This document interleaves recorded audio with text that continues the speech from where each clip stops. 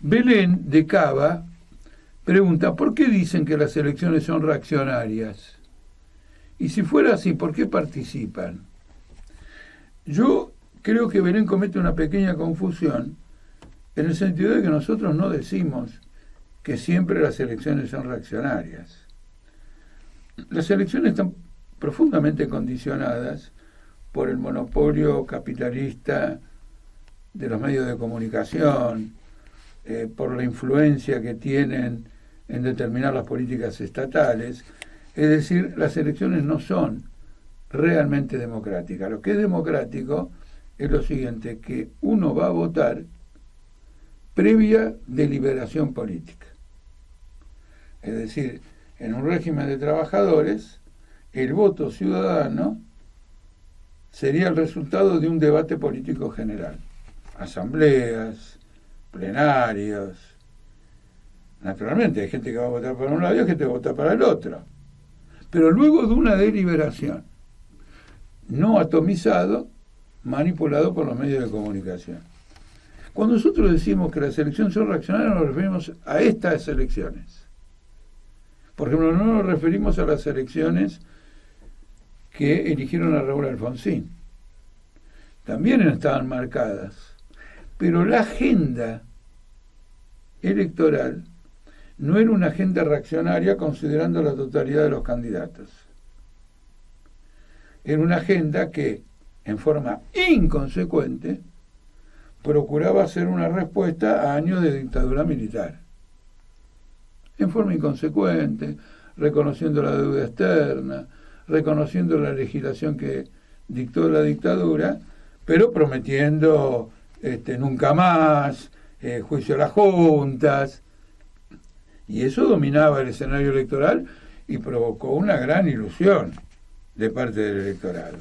En estas elecciones, los tres que van en punta responden a plataformas reaccionarias, que es una salida a una crisis inmensa, probablemente histórica, de carácter capitalista, como corresponde a los capitalistas. Es decir, descargando toda esta crisis sobre los trabajadores. Y en todos los planos las plataformas son reaccionarias. Porque este es el objetivo, devaluar, ajustar, no ajustar sobre el capital, sino ajustar sobre los trabajadores. Bueno, las cosas que en general conocemos y que no vamos a enumerar una por una. Entonces la elección tiene una agenda reaccionaria.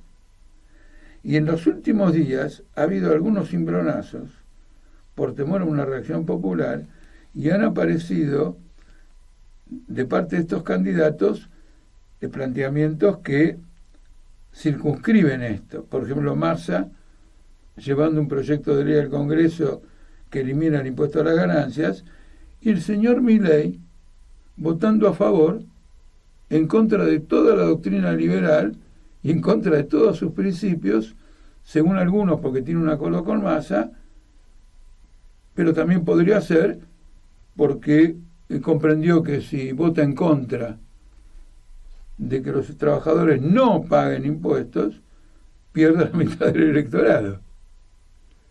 Entonces, ha habido un matiz de cambio en estos últimos días, pero la campaña desde las PASO y como se proyectó después, eran campañas reaccionarias. Era una campaña cuya agenda, la agenda dominante, no de todos, pero la dominante, los tres candidatos en punta, inclusive Schiaretti, el cuarto que no está en punta, eran reaccionarias. Ahora, nosotros participamos de elecciones que no son reaccionarias en este sentido y de elecciones que son reaccionarias.